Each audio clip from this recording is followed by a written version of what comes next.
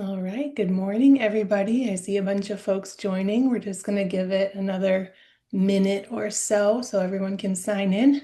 We'll get started. Good morning if you are in a place in the world where it is morning.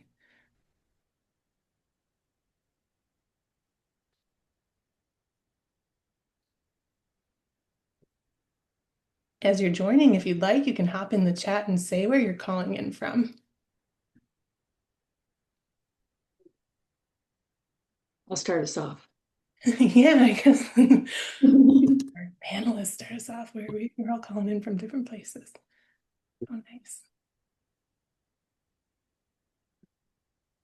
So funny. I was like, Seattle, Zolo. Someone's in Seattle.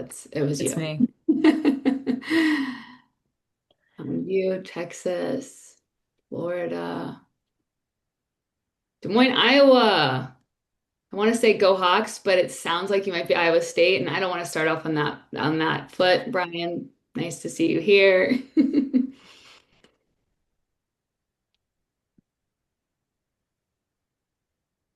feel like the whole US represented. Yeah, a lot of. Yeah, this is great. I like it. Okay, I think folks are still trickling in, but I have some housekeeping to take care of, so I'll kick it off.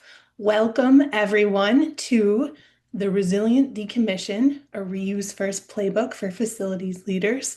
Really excited to have you here today. I'm Jen Klock. I'm the VP of Marketing here at Reaply, and I'm particularly excited to have partnered with IFMA on this webinar. So if you are an IFMA web member and you're joining from IFMA, we're very excited to have you here. We are a corporate sustaining partner at the gold level, and that means we get to put on exciting content like this for the IFMA audience on a regular basis, and we always love the chats that we have and the time that we spend together with you. So thank you to IFMA. Thank you to everyone for joining. Let's get into it. First, a few notes about today's webinar. If you have any questions, you can use the Q&A feature in Zoom to submit those. You might end up throwing your question in the chat. It's a lot easier for us to keep track of them if you use the Q&A panel. So please use that Q&A for your questions so we can keep them neat and clean. And Emma and Zola will take questions at the end is the plan. So ask your question when it comes to mind, but we'll address questions at the end. We are also using the poll and the chat features at different points throughout the webinar. You're free to use the chat whenever you'd like, but we will have a few moments where we prompt you to participate in polls and chats.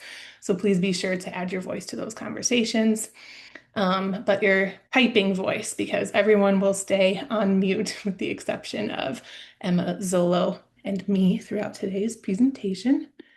And with that, I'm excited to introduce the speakers. I'll actually have them introduce themselves, and I'll be back when we hit that Q&A. So let's start with you, Emma. Hi, everyone. Thanks so much for your time this morning and for some of you this evening. I'm Emma Hobson, Director of Sustainability and Strategic Partnerships here at Reaply. I have been here for about 4 years and loving every second of it. And I'm excited to dive in a little bit today in what I'm managing here at Reaply. And I'll kick it over to Zola for her intro. Cool. Thanks, Emma. Hi, everyone. I'm Rachel Zoldarski, but I go by Zolo, as you'll hear throughout the presentation. Um, I'm the Director of Customer Success here at Reaply, and that means spending my day to day working closely with our customers, making sure they're getting great value from the assets they already own, and then finding assets that they need externally to work efficiently and effectively. And it's been a great ride so far. It's been a lovely time. So let me tell you a little bit about Reaply, just to set some context of beyond our names, who it is that you're you're hearing from today. So Reaply's on a mission to build a community, which is really important to us, the community aspect of getting a lot of different people and players involved, where every workplace resource finds its next best use. And so just to, add a little bit more context, the Reaply platform helps reduce wasteful spending and operate more sustainably. And just so you can see some of this here, but customers using our platform have inventoried over 1 million assets with us. We collaborate with over 3,500 organizations in our network, back to that whole community effect, that help facilitate donations and sales of FF&E, reuse their assets internally. And I love talking about our favorite number, which is that 1.9 million kilograms of carbon emissions avoided in 2024. So, really fun for us to be able to track and report on those kind of metrics for our customers and our users. So that's who you're talking to. But what are we talking about today? Well, first we'll, do the whole intro kit and caboodle, and then we'll get into the fun stuff where we'll talk about sustainable decommissioning, followed by sustainable procurement. All in all, the goal is for us is to leave you with reuse information that you can think about, and then we can segue nicely into Q&A at the end. So feel free to use the chat throughout the day or the day throughout this webinar to put your questions in. Don't wait. You don't have to wait till the end. And then we will make sure to go through those at the end where we have our Q&A portion. Cool. Well, with that, we would love to learn a little bit more about you. I mean, it's nice to know where you're from, but also we were really curious to know what your biggest facility management challenges are right now. Or I guess in this case, single choice, choose one. And if something isn't on here that is your biggest challenge, drop it in the chat. We'd love to know what it is, what maybe we missed on this list and what's weighing on you right now.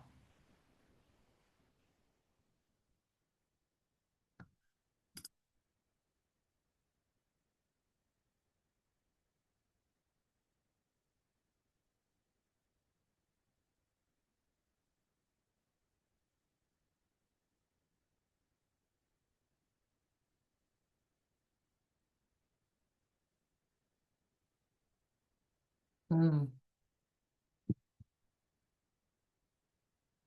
Oh, yeah.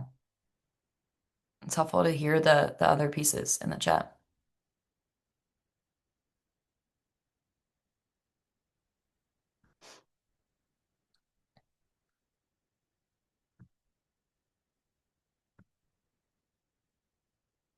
Okay, yeah. And looking here, there's also kind of across the board some responses, but that reducing expenses jumping up to the top there. Organizing for moves, redesigns, inner clear outs next, and then the managing hybrid. Yeah, yeah.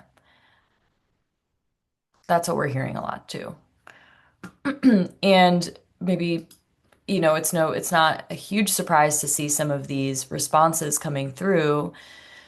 Because if we go to the next slide, Jen, we're seeing stats like this everywhere, and these are just a couple of stats, right? I mean, we're constantly talking to our customers about these challenges, and all of those things that you indicated, they make a lot of sense because 20% of US offices were vacant at the end of 2024, and of the non-vacant buildings, utilization was only about 54%, right? I mean, that those stats indicate a lot of understanding across the US of those challenges that you're facing. And on top of that, and a lot of also what our conversations today will center on is that it's important to hold this context in mind. 37,000 tons of durable goods are sent to the landfill each year, and FF&E is a major culprit of that. And so, on top of all of these challenges, we're creating a waste issue too. And so this is probably a good segue, Emma, to chat a little bit more about the sustainable decommissioning piece. Yeah, absolutely. So we understand that we don't understand it all, but we understand that everything feels a little chaotic right now. So in addition to thinking through what the implications of the tariffs might be and supply chain issues, and if there's going to be a recession and the implications with layoffs, real estate expansions, return to office, moods, ad changes, you already know all of this, so we don't need to pile on more, but we want you to know that we see you and we hear you.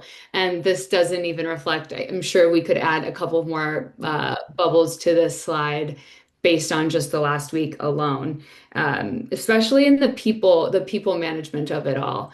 And throughout my time at Reaply and in this space, I've come to learn and really admire how many unseen hats facility managers wear.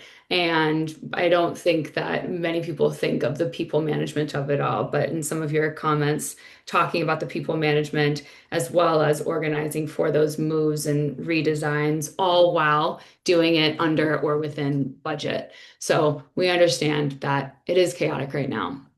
And the market trends continue to create a surge in these surplus assets. So we're seeing that the trend in the surplus assets for a myriad of reasons. So artificial intelligence is a big one. So as companies and the world have begun to embrace AI over the past few years, it's led to the shift in how we do work and the teams and people doing the work, and therefore office spaces alike. The continued rise in remote work is another. So that surge in 2020 and that trend does appear to stay. And as you're well aware and that you've reflected in the poll, designing spaces for hybrid work has very different FF&E needs than the old way of on-site or in-person only. And we're seeing a lot of our clients go from their traditional workstation spaces to more hoteling spaces and conversation areas, which just increases surplus for what they no longer need and the need for new and revised spaces. Many are going through office relocations, and lease expirations, downsizing. So I'm working with one client right now who is taking two offices, and we are decommissioning one space and helping them move and consolidate into the next, and perhaps helping them providing procurement opportunities for additional furniture that they may need. So being able to manage all of those moving parts with it's one thing to say that you are consolidating your space, it's another to actually execute it. And 20% of the office vacancy rate in the US is the highest since 1979. So we understand that all of this with decommissions, it can be pretty painful, the decommission alone. At times there's hidden fees. I don't mean to sound like a mobile phone plan, but when I was interviewing a lot of stakeholders as we were establishing our decommission program, I asked for one of their main pain points and this hidden fees and making sure that the prices that are put forward are the best and final. And something Replay really prides ourselves in is doing a really comprehensive scoping of the project. So there are no hidden fees and all logistics and coordinations are taken into account at the front of the project. We understand that there's a lot of time-sensitive deadlines, and not even just with the decommission, but specifically for the decommission, there's expensive fines if the space is not cleared on time. And all in all, there is this lack of data to determine where the decommissioned assets will go and where they ultimately ended up, which is why we've really built and are proud of what we've built with a reuse first decommission. So typically there's an emphasis on fast removal assets by any means, and 80% of those assets typically end up in the landfill. But when you take a reuse first approach to your decommission, there's an emphasis on still the importance. First and foremost is making sure that you are out of that lease space in the timeline that you need to be out and the space is back in broom standard conditions or lease stated conditions, but also prioritizing the highest and next best use for every asset. And that's where technology really helps come into play by being able to see all of your assets, helping find homes for them ahead of time. So when that decommission comes around, it's not just quick landfill, it is quick reuse, highest and next best use. So with Replay, we have been able to help divert on average 96% from landfill with each of our decommission projects. So when you take a reuse first approach, the metrics to track the impact of your decommission are as follows. And it's important to note that you should feel empowered to ask for these metrics when you are conducting a decommission with whomever you work with.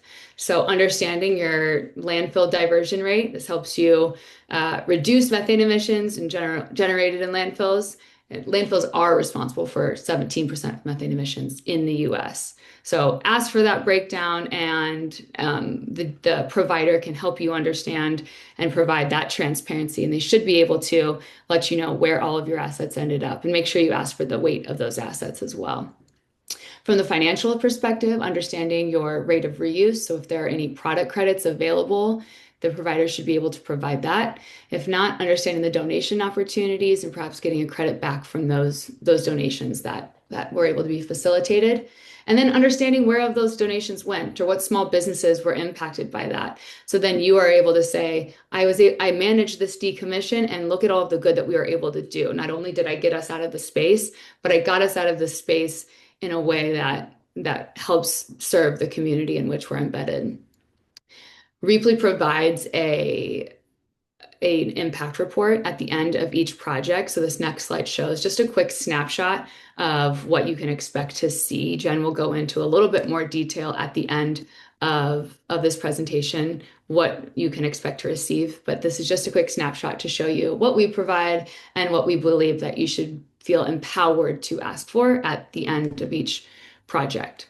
So framework for a resilient decommission: prioritize the highest and next best use for your assets when you're facilitating this community impact. So develop a decommission plan and communicate it with your stakeholders. So what is going for internal redistribution? Are you moving to a new space, and can you preserve some of those assets that you have in one space over to the next? Are you going to be able to facilitate any donation and resale? And that's where your decommission partner can help and should be able to help, and you should feel empowered to ask them for that support. And ultimately, that sustainable removal. So asking, where are these items ending up? Is it just a quick dumpster on site and landfill, or are you going to be able to facilitate recycling of these assets? And then making sure that they get the space back into a clean and restored lease standards, and document the process. And so you can have that sustainability impact at the end of your report. And again, if you have any questions throughout, I've been neglecting the chat, but if you have any questions as we keep going, please fill them in there. We will make sure to get them at the end. So just because it's end of life, it does not mean it's the end of the story for that item or where it's ending up. So when you're going through a decommission, you should not only feel empowered to know where your items are ending up, but knowing that you can and should have access to all of that data to track your information. And that is why people like to work with Reply, based on our sustainability expertise and our technology to help find homes for items in a very short amount of time.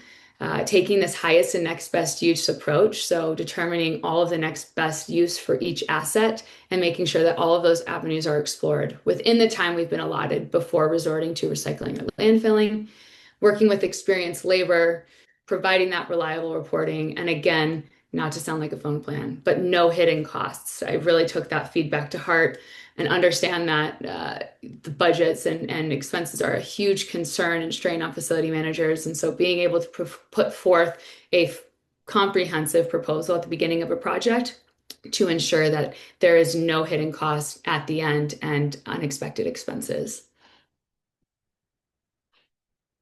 So I have two examples to share with you, and as Zolo and Jen know, I could talk till I'm blue in the face about all of this, so limiting it to two was a challenge. But I wanted to share one from a warehouse client that we are working with their warehouses and across various locations with them. So they are a Reply client of ours, and we have been able to work with them across 13 different locations and help them, by way of these different decommissions, help them donate over 2,300 assets. And at the end of each project, we provide this reporting to them as well as their lifetime data with us. So to date, they have been able to facilitate a donation value of over $1 million and help divert almost 190,000 pounds from the landfill. So not only are they able to get out of their space and have this furniture cleared, but they have the confidence in knowing where their items ended up and the communities that they're impacting. In their report, for confidentiality, we can't share that full report, but they also receive better understanding into who the items went to and even some quotes and testimonials from those nonprofit organizations so they can really see that impact. And many of our clients take that impact report that we provide to them and circulate that internally, and that helps build their own sustainability report for their entire company. This next example is a project that we managed here in New York, and we worked with a client. They had 1,616 steel case Mia chairs, and on the left you can see this was the original chair a bit dated. They were from 2009 and they had the leather, which, banging against the desks just created some tears in the arms, and some were in really good condition. So what Repley did is we worked with local nonprofits to find homes for as many as possible. And, to this company that we are working with, the chairs were from 2009 and they needed a redo. But when I was talking to my friends over at Rutgers, they said that our faculty has been on chairs since the 1970s. We can have these for free. And, oftentimes I get from nonprofits, what's the catch? Right? There is no catch here. So we were able to facilitate donations for about half of these chairs and delivered them locally to 5 different nonprofits, Rutgers being one of them. And then the rest needed a little bit of love. There was some wear and tear, and I do believe, and Repley wants to make sure that nonprofits are really respected throughout this process. So if you wouldn't sit on that chair, or if it has a tear down the middle, a nonprofit probably wouldn't want to either. A school wouldn't want to either. And it's making sure that they are met with dignity in this process as well. But that was also a great opportunity for us to bring them back into our partner's warehouse and have them remanufactured. So on the right, you can kind of see this before and after. This was the after of this chair, and it helps shine a little bit of light on the remanufacturing capabilities that we can do. We offered these back to the client if they wanted to take some of these back into their space after the remanufacturing, and also worked with small businesses in the area for them to procure furniture that they couldn't normally afford as the full price brand new chair. But to them, this is a chair that has gone through refurbishment, and they also get a 3-year warranty with this partner that we worked with to help facilitate this end-to-end project. So client was really happy because they got these chairs out, but they were also really happy to see that the community was able to be impacted by them and hear those stories of the organizations that are putting them to use, and to see that they were able to be refurbished and potentially brought back into their organization and other small businesses in the community. I told you I could go on and on about these case studies. So, in conclusion, planning your FF&E as you're pulling this together, you have an upcoming decommission, and I am curious about who has an upcoming decommission, but you want to look at what will we reuse and refurbish? So understanding how much can we keep internally? Is there another project that we can work with someone to have them moved over? Do we want to remanufacture any of these? And what is the value and cost of that? And then what's left? Where will it go? So working with a partner to help identify donation recipients. Maybe you already have some donation partners internally that you work with, working on the scheduling, and then what's left to recycle. And again, Replay is happy to help partner, and your vendors should be able to partner with you on all of this to make sure that you know where your assets are going and you're able to extend the life as much as possible. And then if you do have a new space, what does it need? So is there anything that you can take over from your existing space based on the timing? Do you need help with storage? That is something that we can help with. And do you need help with that asset management value and procuring additional furniture? I also want to be fully reflective of the fact that we understand there is so much more to a decommission than just simply getting the furniture out of a space. And that also comes along with patch and paint and electrical work. And sometimes if you're working with UPS rooms and data centers. So we understand that this is just one piece of a larger whole, but it doesn't need to be as painful as it maybe has been in the past. And you can use this as an opportunity to really connect with community and make sure assets end up in a good next use. Okay, I'm almost done talking, I swear, but let's dive into a poll because I am really curious. Now that we've talked about these decommissions, we have a few questions headed your way. The first one is, when was your last decommission project? So was it within the last 3 months, in the last 6, 12, 18, or my organization has not had a decommission project to date? If you don't see any of your options on here, please feel free to head to the chat. There are 3 total questions here. So second one, if you have an upcoming decommission project, what is that timeline? So is it in the next 3 months? Is it in the next 6 months? Is it in the next 12 or 18? Or maybe you don't have one, but you are just here to learn about the possibilities if you do.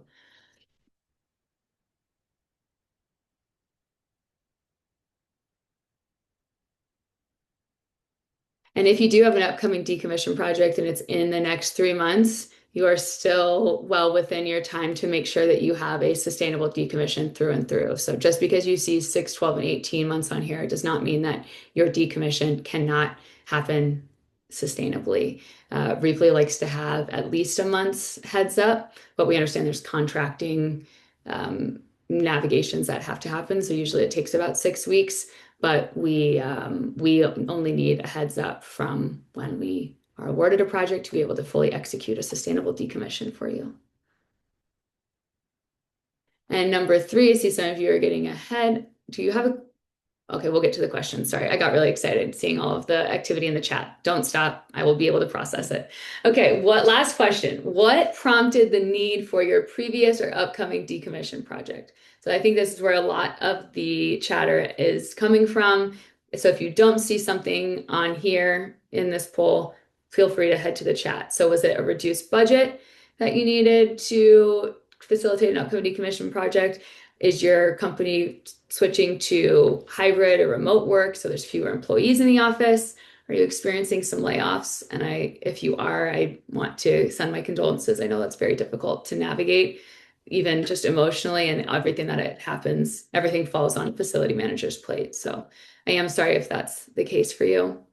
High interest rates, maybe you're moving office spaces or consolidating, maybe you're going through a renovation and it's out with the old and in with the new, which I'm really excited because we're going to talk about in with the reuse soon with Solo, or is it something else?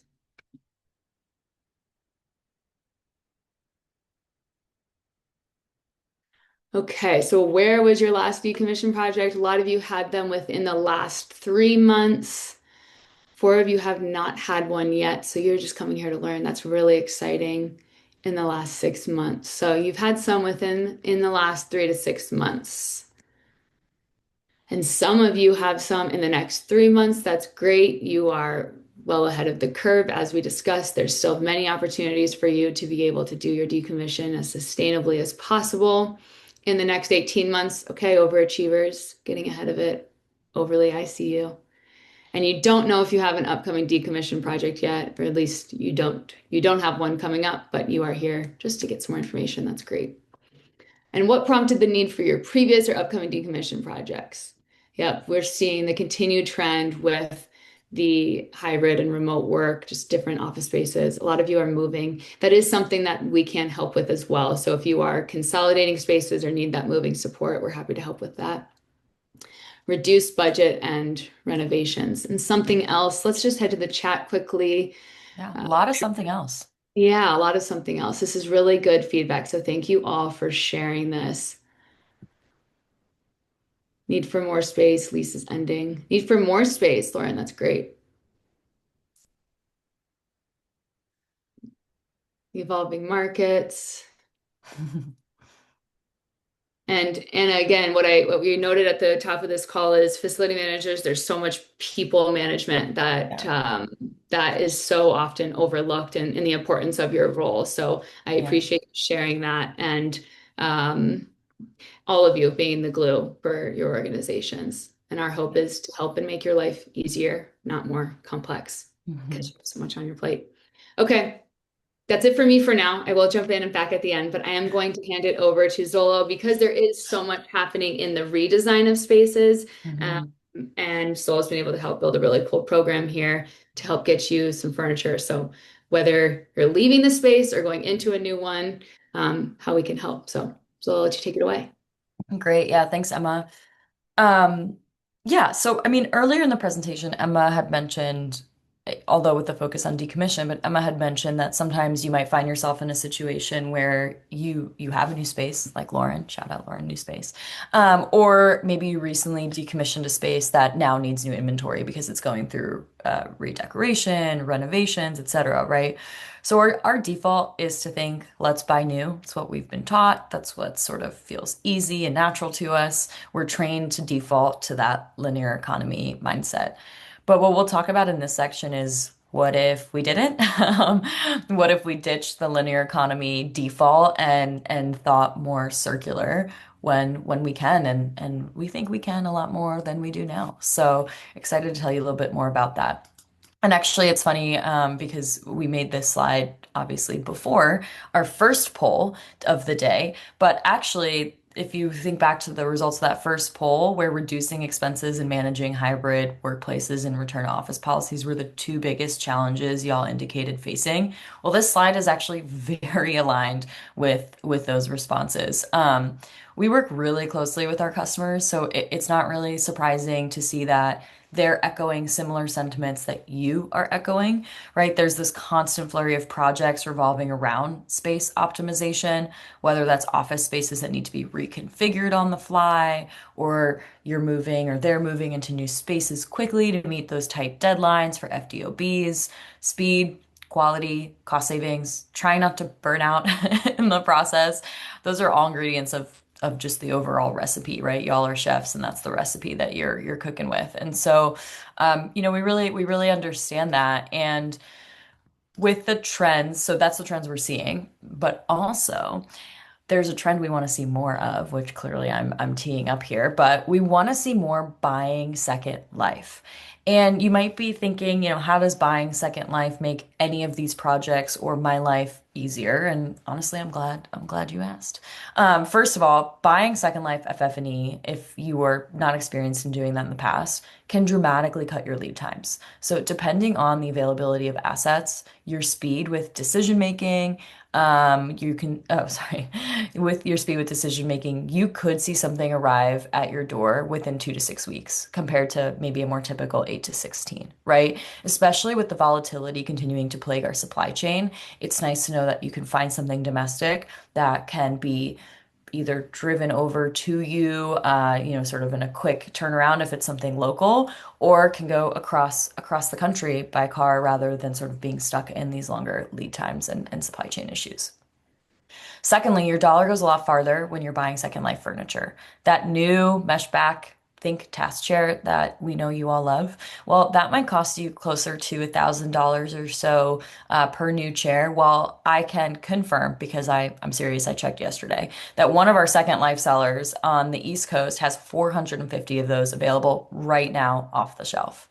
And let me tell you, once you say yes to those 450 task chairs, they can be on their way to you within a week, right? This is especially relevant as we're seeing the potential and actual impact of tariffs with major furniture manufacturers. For instance, we were reading that Steelcase and Miller Knoll, they're anticipating as much as $16 million in losses, and they've shared that price increases are going to be the tool they use to offset those losses, right? And already we've heard, I think, a 4.5% price increase from Miller Knoll, right? And while these companies are, I'm sure, trying to be as the least disruptive they can be to their customers, to all of you, disruption might just still occur because the reality is that they are announcing price increases on the cost of their furniture. To bring it home with my last point, buying Second Life also means you can offer meaningful reporting to your organization's environmental goals. I think I already mentioned at the very beginning that, love talking about that carbon emissions avoided. But maybe your organization has landfill diversion goals, right? Perhaps there's some ESG reporting where you share how you're working towards limiting your organization's scope 3 emissions. Well, here's a great way to do that. These 450 task chairs, just going to keep coming back to that example, that you saved from the landfill with the help of organizations like us that can connect you not only with those partners, but then also actually track and report on your carbon avoided. Well, now we can tell you how many emissions were avoided instead of manufacturing new. And I did do a little bit of math on those 450 task chairs in anticipation of using this example. And that would have been 14,000 pounds of weight diverted from landfill, which is a huge number for 450 task chairs, right? So definitely a lot of high value impact on that side of the house. And I wish I could take credit for thinking of this title. I really love it. Because boy, oh boy, do I agree. But Jen gets all the credit. Did you know though that, and maybe you did, so maybe this is just a reminder, but furniture is built to be used for 30 years, but most companies only use it for 4 to 10, right? Especially with the way warranties work and tracking depreciation. And so the question becomes, what can we do with the remaining 20 plus years? And maybe you know this, maybe you don't, but there is a spectrum to buying second life furniture. So that furniture lives at a company for 4 to 10 years, then it goes to a reseller, and it's important to know the vocabulary for buying second life furniture. So just going to go through this quickly here to make sure we're all on the same page. On one end, all the way on the left here of the spectrum, you can procure second life that's simply cleaned and ready for reuse, right? Well, on the other end, on the right side of the spectrum, you can get the full remanufactured route, which Emma I mentioned earlier in one of her examples, right? That's where the furniture is disassembled, cleaned, repaired with new parts, etc., in order to restore it to its original specs. And plus, if you didn't know this, this is I think one of my favorite fun facts to share, but remanufactured furniture often does come with warranties, just like new furniture. And we've actually seen some of our customers score 10-year warranties with some of the remanufacturers that we really trust and love recommending and working with.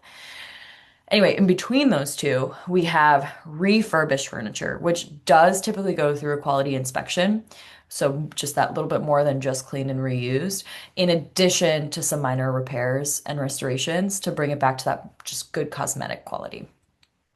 And lastly, we also have reupholstered living somewhere in the middle where we specifically with reupholstering, we're giving it like new padding, springs, fabric, etc.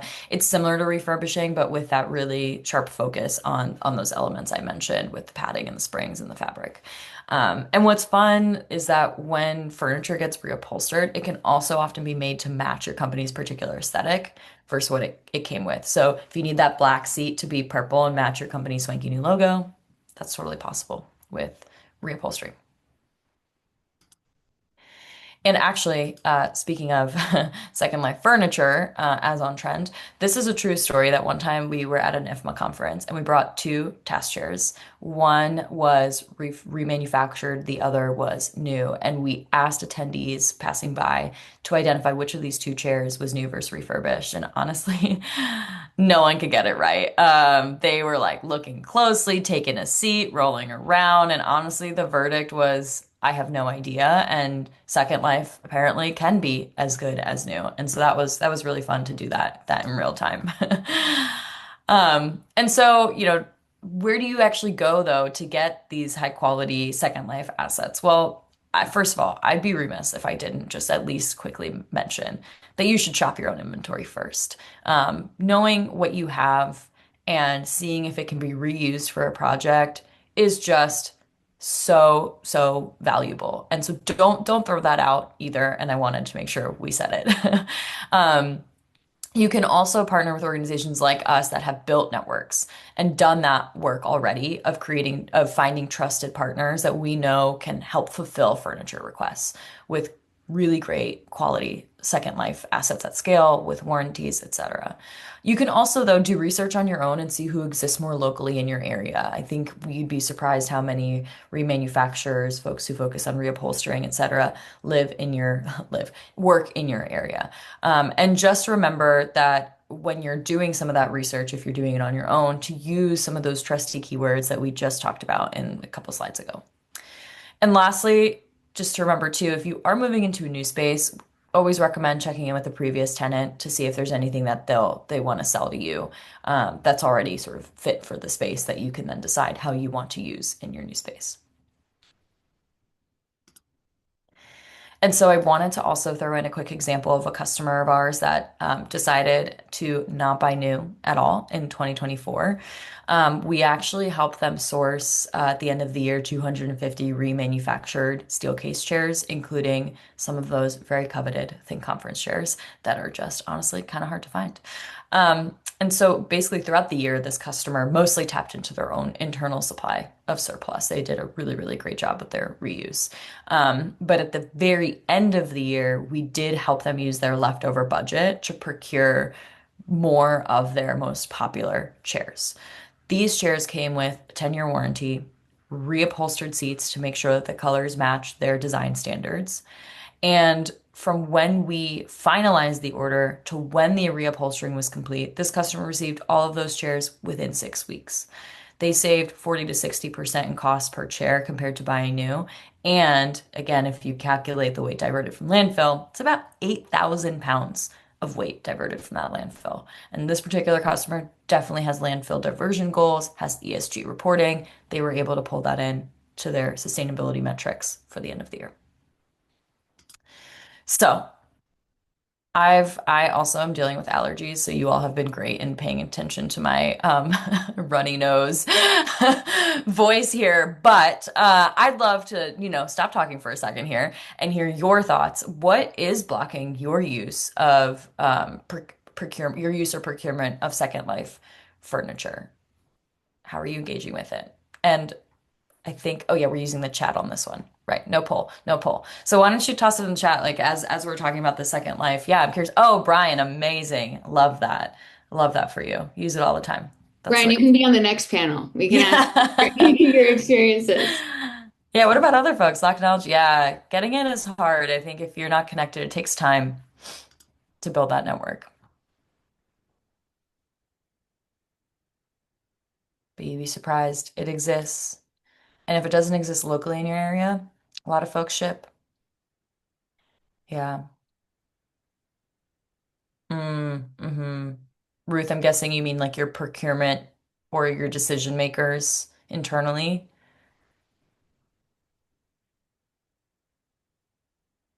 Hmm. That's No, okay. embarrassment, Lauren. Yeah, not But at you're all. moving into new spaces, so now's the time. Oh, outside of the major markets. Yeah. Yeah, we actually some of our, well, actually a lot of our sellers that we really trust and love, they ship everywhere, which is nice. And I know maybe that sounds counterintuitive. You're like, surely then the price will increase and it's better to just buy new. But actually, with the amount you're saving on the cost of the furniture, those shipping, those transit expenses still keep you within that 40 to 60% money saved range, which is great. Yeah. Yeah, this is great. Well, now hopefully you have some language to continue or start procuring Second Life furniture. And I know that we'll have some time for Q&A, but you know who to ask questions to. Emma and I are always here, happy to answer and talk about that. And we love it. We love getting a good next life for some furniture. But Emma, I'll kick it back to you. Thank you. I know this sounds really dramatic. Can a reused first approach change lives? And you're probably like, oh my gosh, what are they talking about? It's just furniture. But we actually heard this firsthand. So, we work with a range of clients, some with just one location, some across their 40 warehouses, and this is an example of that.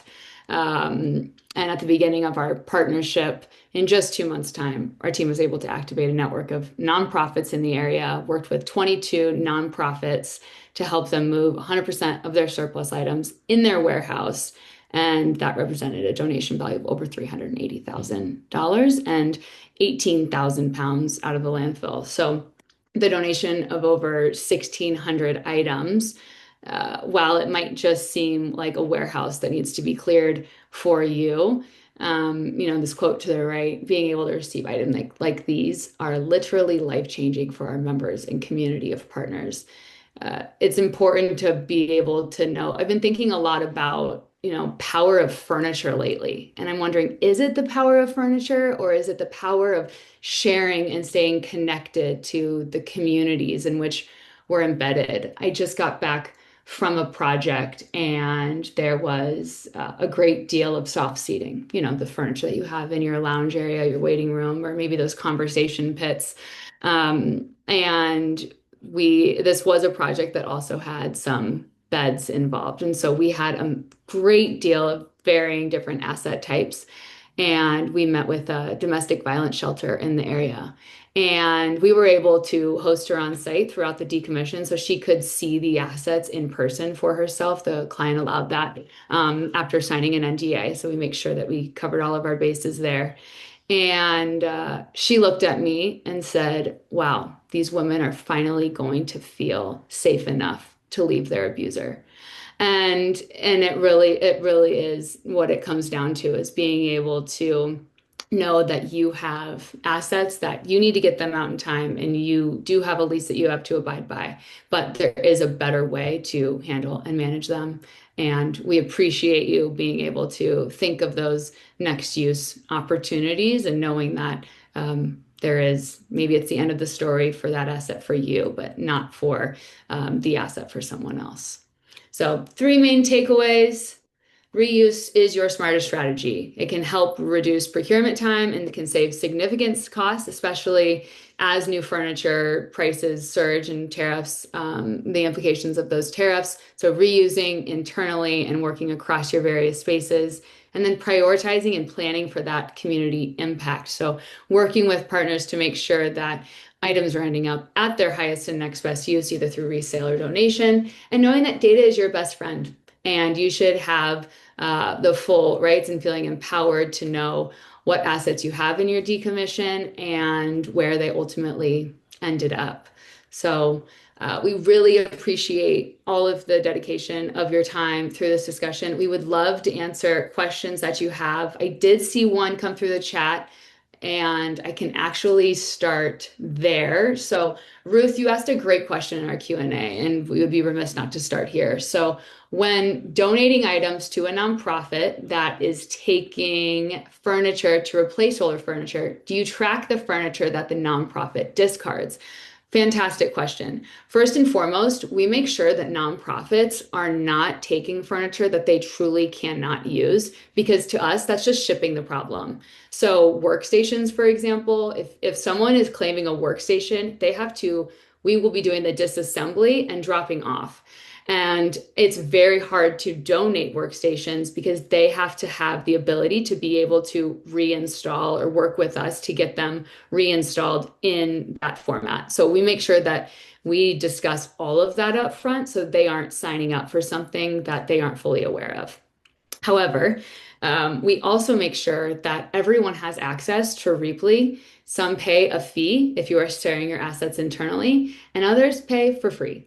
And they have access to Reaply wherever you are. You can log into Reaply, and we make sure that all of our nonprofit partners that we facilitate donations with come through the Reaply platform, have a login, and make sure that they know that's how they claim their items through the platform. But also, if they no longer need them anymore, then they can post those assets back to the Reaply platform, to our public reuse marketplace, and ensuring that other community partners can have access to them so they don't simply just discard them. So we are doing everything we can to make sure that we aren't shipping the problem and we are truly embodying a circular economy every step of the way. I hope that answered your question fully, but if not, feel free to go in the chat and we can keep the conversation going. So I think you and I can both tackle Robert's question. I can start from a decommission perspective, and then you can close out with the procurement perspective. So from the decommission perspective, if there is a project that you are interested in, we will send over a list of scoping questions to you. It's about 15 different scoping questions to understand the entirety of the project. We may ask for a site visit if you don't have inventory photos or floor plans that we need. So we will ask the scoping questions, potentially do a site visit, and then we base our services and that off of the scope of the project. So it's not the easiest answer because no decommission is a one size fits all approach. And we make sure we take in everything to account. So if you need patch and paint, if you need electrical work done, what does the floor plan look like? What's that push to the elevator? All of that fun stuff goes into account and for the project when you need to be out by. So there's a lot of different levels, but we make sure to come in as competitive as possible for all projects and especially those decommissions. Thanks, Emma. Yeah, so I would say it's not so different actually for sustainable procurement. So we'll first partner with you to understand your needs. So sometimes we have folks that come to us that have no idea what they want and just know that they have a space they need to furnish and are looking for a lot of involvement when it comes to proposing design concepts and what furniture works together well, how to furnish the space, things like that. Definitely more involved. Whereas we have folks on the other end of the spectrum who know exactly the kind of furniture that they're looking for and are very specific with quantities, types, colors, etc. And so what we'll do is collaborate with you to understand your requirements, what you need, depending on the level of involvement, provide a project management or program management fee as in terms of our support in helping you navigate and figure out your options. And then we have some functionality on our platform. We call them storefronts and collections where we can work with those sellers. They can build a list of potential assets for you, and we can use that sort of dynamic digital environment to share that back and forth, make some choices, and ultimately then you're paying those sellers for their products that they have. And so then it's really just the price for the furniture. And so that's why I was mentioning it's a spectrum because if you're like, I know I need 250 of these task chairs, yada yada, it's a lot faster and easier of a process for us to collaborate. Yeah. Oh, There I was a guess one other thing I'll quickly mention, Emma, sorry, on this question for Robert, is also it depends on how hands-on you want us with like the whole delivery process too. So, if you want us there supporting and communicating and helping with some of the logistics of actually getting the items from point A to point B, coordinating that delivery drop off as well as the install, that's all stuff we count into the program management fee. Again, no hidden costs. No hidden costs. There was a comment earlier, which was a good one because this is something that happens. So from Tina, when vacating offices, we check our landlord to see if we can leave furniture behind for them. No cost to them or to us, which is something that clients are able to do from time to time or for a low cost. If you do opt for that route, it's important to note that that often isn't the most sustainable approach. It is not the most sustainable approach. So being able to find that highest and next best use for them certainly is. We understand that in addition to everything you're managing, one of them is budgets and expenses. But if that is the route you're going, make sure to ask the landlord, what would you do with the furniture and where will it end up? And if they plan to landfill it, recommend a sustainable provider to help them recycle at the end and find that next use. Because regardless, if it's staying in the space and getting reused, great. But most likely, a new tenant coming in will want to have design their own space. Think about the spaces that you go in, designing your own as well, especially with all of the trends that are happening with workplace involvement and hybrid remote work. So make sure you ask where that furniture is ending up and what their plan for it is. And if they don't have a partner for sustainable decommissioning, that you recommend a few.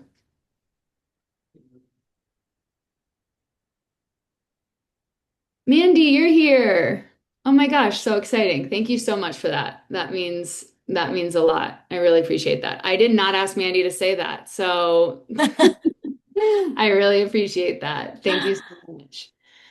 Um, can Replay also help orgs with redirecting their old furniture? Yes, we can, Samantha. We absolutely can. So if you mean redirecting, we can help you get rid of that furniture out of your space and find homes for it externally, or we can help you by redirect. If you mean move it to a new space, we can help you do that. And if you mean redirect, not in a decommission or move sense, put it in the chat and I can clarify. But yes, we can help with moving, decommissioning furniture where you need to ensure that ultimately at the end of the day, I sound like a broken record now, but everything is met at its highest and next best use.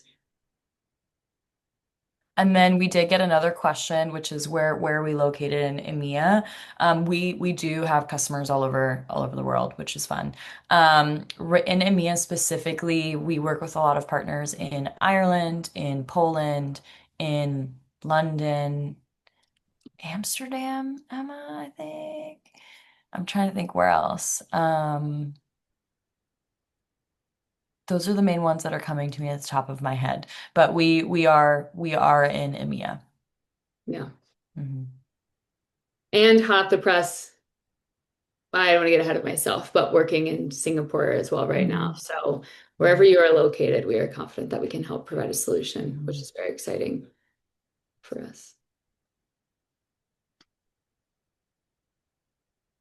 Neil, do we have our emails at the end of this? Neil, email me. Neil asked, do you have companies you recommend for decommissioning in the Carolinas? And we certainly do. I'd love to hear more about your project and we can chat. So my email is going to be on the last slide here. And reach out to me directly. And here we go.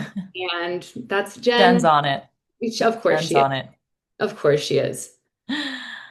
But yeah, email me and we'll get started. And yeah, we have been working with Gensler. You guys are a fantastic company, have been great partners with us, but pleasure to meet you. And we will make sure to send you a note after this to make sure that we're connected and can keep conversations going with you.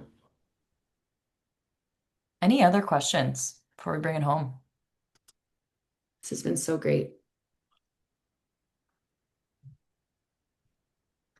Again, we know that there's so much on your plates and you all manage more than just furniture. And so we want to make sure that your job and life is as painless as possible. You wear so many unseen hats and we see it, we hear you, and we're here to help in any way that we can. So thank you so much for your time. Jen's going to close us out with a couple of takeaways and some next steps, but really appreciate your time.